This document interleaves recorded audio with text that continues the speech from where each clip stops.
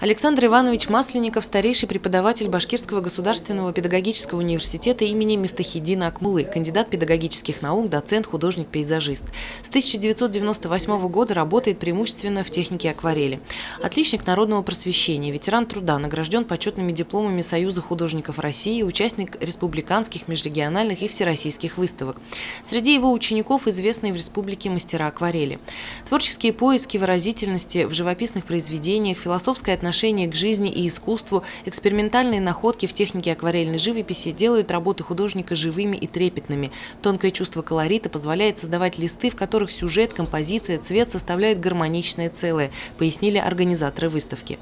Александр Иванович, как, наверное, почти каждый живописец, любит и тонко чувствует природу, ее состояние. На протяжении многих лет он был охотником, со своим четвероногим другом побывал в самых красивых и заповедных уголках Башкирии.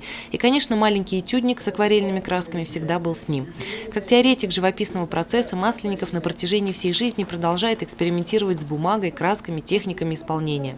Он виртуозно владеет техникой масляной и акварельной живописи, отдавая предпочтение классическому исполнению акварели. Представленные на выставке картины написаны преимущественно в последние годы. Основные их темы – природа, городской пейзаж и натюрморт. В технике классической акварели работают сейчас немногие, поэтому зрителю предоставляется счастливая возможность насладиться чистым цветом, гармоничной формой, непритязательным сюжетом, будь то натюрморт или пейзаж, а начинающим художникам поучиться у настоящего мастера.